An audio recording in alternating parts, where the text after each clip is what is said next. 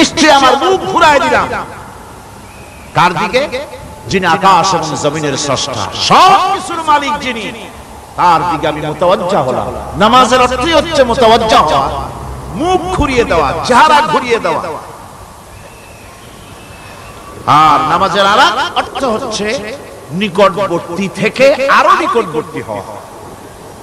আল্লাহ রাব্বুল আলামিন বলেন, নিকটবর্তী হতে হলে ওয়াসজুদ ওয়াকতারিব, সেজদা দাও আর সেজদার মাধ্যমে আমার নিকটবর্তী হয়ে যাও। সেজদা দিলেই আল্লাহর নিকটবর্তী হওয়া যায়। কোন সুবহানাল্লাহ। সাহাবী, আল্লাহ নবীর সাহাবী প্রশ্ন করেছেন, নবীজি বান্দা কখন আল্লাহর নিকটবর্তী হয়ে যায়? নবীজি বলেছেন, বান্দা যখন সেজদা দেয় তখন আল্লাহর বান্দার মাঝে কোনো হিজাব থাকে না,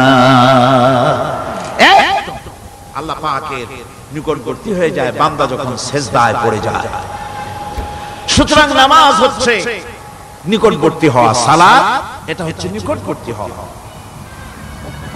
নামাজ ফরজ হওয়ার কারণ হচ্ছে এই যে মানুষ আল্লাহর বান্দা বা গোলাম হিসেবে সৃষ্টি হয়েছে, তাই একমুখী হয়ে এর বন্দিগি করা এটা হচ্ছে তার স্বাভাবিক একটা প্রকৃতি।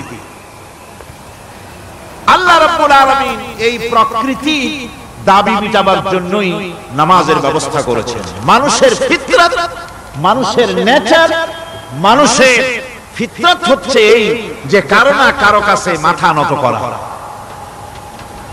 হাত জোড় করা, মাথা নত করা, সার্বভৌমত্বের মালিক কাউকে মনে করা। হাত জোড় করতে হলে, মাথা নত করতে হলে, সার্বভৌমত্বের মালিক হিসেবে কাউকে গ্রহণ করতে হলে আল্লাহর বিকল্প কেউ আছে নাকি? ইসলামের মূল দাওয়াতটা হলো ফিতরাত অনুযায়ী দাওয়াত দেওয়া হয়েছে। মানুষ যেন মাথা নত করে, গোলামি করে।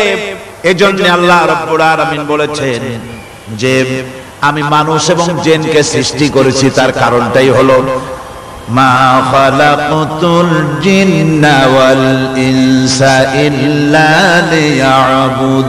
রাসূল পাক সাল্লাল্লাহু আলাইহি ওয়াসাল্লাম বলেন, মান সাল্লা আলাইয়া ওয়াহিদান সাল্লাল্লাহু আলাইহি আশারা, যে ব্যক্তি আমার উপরে একবার দুরূদ পড়বে আল্লাহ তাআলা তার উপরে 10টি রহমত নাজিল করেন। আল্লাহু আকবার বলেন।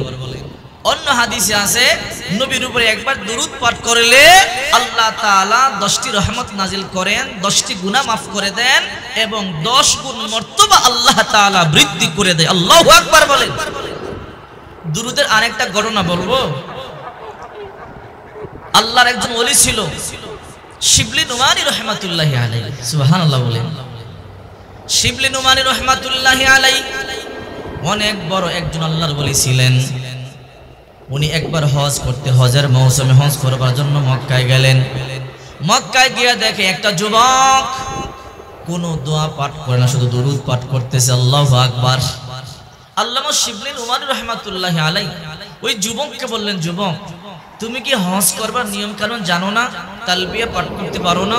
তুমি তো কোনো দোয়াই পাঠ করতেছো না, তুমি শুধু দুরূদ পাঠ করতেছো, তুমি কি অন্য কিছু জানো না? ওই যুবক বলে, আল্লাহর ওলি আমি সব দোয়া জানি, আমার শব্দ মুখস্থ আছে, নিয়ম কানুনও জানি, কিন্তু এই দুরূদের সরাসরি একটা অলৌকিক পাওয়ার দেখেছি। ওই দিন থেকে আমি সব সময় দুরূদের আমল করি। আল্লাহু আকবার বলেন। আল্লামা শিবলি নুমানি রাহমাতুল্লাহি আলাইহি ওই যুবককে তখন বললেন, বাবা তুমি দুরূদের মধ্যে কি পাওয়ার দেখেছো? বলে, আল্লাহর বলি গো, আপনি যেহেতু জিজ্ঞাসা করলেন না বলো পারি না।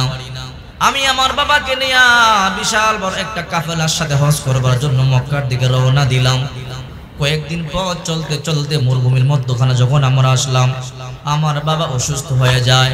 আমার বাবা অসুস্থ হয়ে যাওয়ার পরে আমার বাবা ওই রাস্তার মধ্যে ইন্তেকাল করে। সবাই আমাদেরকে রাখিয়া চলিয়া যায়। আমার বাবা যখন অসুস্থ ছিল, কাফেলার সবাই বলে, হে বাবা, তোমার বাবা যেহেতু অসুস্থ, আমরা আর কয়েকদিন তোমার বাবার জন্য অপেক্ষা করব। আমরা সবাই বাইতুল্লাহ চলে যাই, তুমি তোমার বাবার সাথে এখানে অবস্থান করো। যখন তোমার বাবা সুস্থ হবে তোমার বাবাকে নিয়ে তুমিও বাইতুল্লাহর দিকে রওনা দিবা। এই কথা বলবার পর সবাই বাইতুল্লাহর দিকে রওনা দিলে সবাই চলে গেল। ও আল্লাহর ওলি গো, আমি আমার আব্বাকে রাখিয়া যাইতে পারলাম না, যেহেতু আমার আব্বা যেন অসুস্থ। এই জন্য মরুভূমির মধ্যখানে আমি আর আব্বাকে নিয়ে অপেক্ষা করতেছিলাম।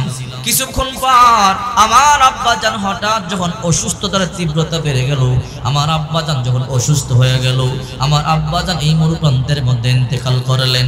কিন্তু ইন্তেকাল করবার পর আজব যে ঘটনা, আমি তাকাইয়া দেখি আমার আব্বার চেহারাটা মানুষের চেহারা নাই, শুকরের চেহারা হয়ে গেছে। এই মরুভূমিতে এইখানে কোনো মানুষ নাই। আমার বাবা মারা যাওয়ার পরে আশ্চর্য, বাবার চেহারা শুকরের চেহারা হয়ে গেছে। এখন আমার চিন্তা হলো আমি যে মানুষকে ডাকাডাকি করব, মানুষ যদি দাফন কাফন করবার জন্য আসে আর আমার বাবার চেহারা দেখে, তো আমার বাবার চেহারা তো শুকরের চেহারা হয়ে গেছে, তো এই অবস্থায় আমার ইজ্জত সম্মান নষ্ট হবে। এই জন্য আমি কান্না করতেছিলাম, আমি কোনো বুদ্ধি পাচ্ছিলাম না। এই অবস্থায় আমি কি করব, কোথায় যাব, কাকে আমি ডাকবো? যদি আমি এলাকায় যাই মানুষকে ডাকাডাকি করি, মানুষ তো আসবে, কিন্তু আসবার পরে আমার আব্বার চেহারাটা দেখবে। আমরা তো একজন মৃত মানুষের চেহারা দেখি, ঠিক কিনা বলেন? আমার বাবার মৃত্যুর খবর সংবাদ পাওয়ার পর এই দেশের লোকগুলো যখন আসবে বলবে, দেখি তো তোমার আব্বার চেহারাটা কেমন। যখন কাপড়টা সরাবে, সরাইয়া যখন দেখবে আমার আব্বার চেহারার মানুষের চেহারা নাই, শুকরের চেহারা হয়ে গেছে, জানাজা তো কেউ দিবে না, আমাদের পাশেও কেউ থাকবে না, বড় বিপদ হবে।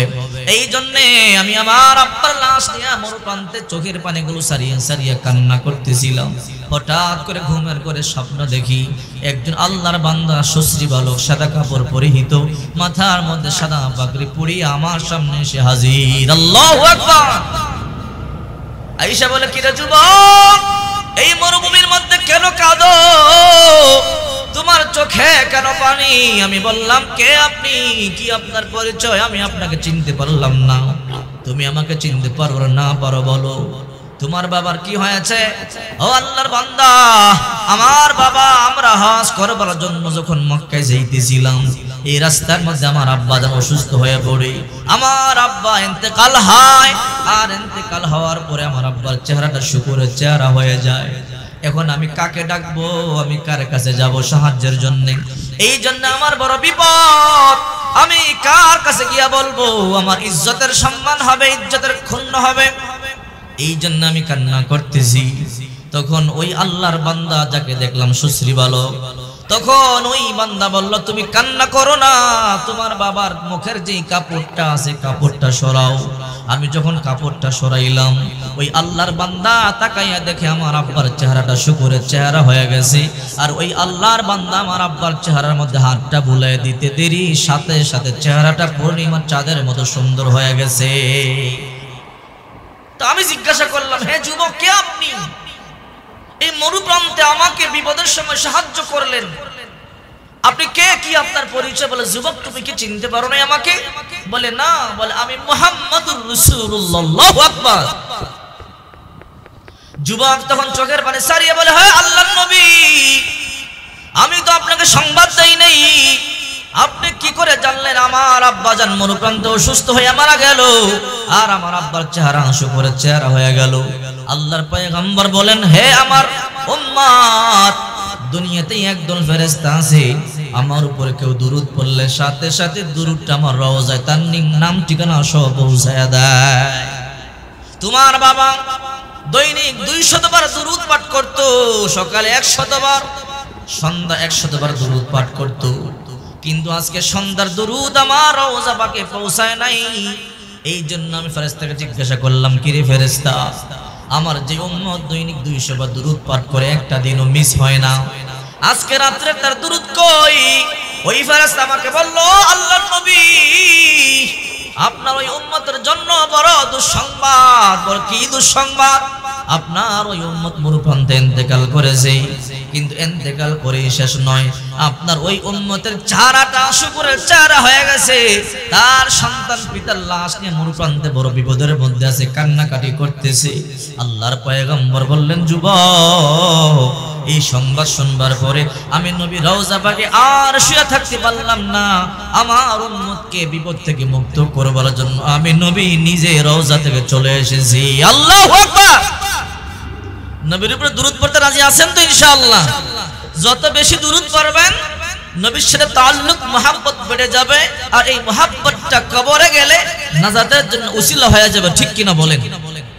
আল্লাহ তাআলা এই আয়াতে বলেন, হে নবী আপনি আপনার উম্মতদেরকে বলেন যদি তারা আমি আল্লাহকে ভালোবাসতে চায় আর আমি আল্লাহর ভালোবাসা পেতে চাই, তারা যেন আপনার অনুকরণ করে, আপনার অনুসরণ করে।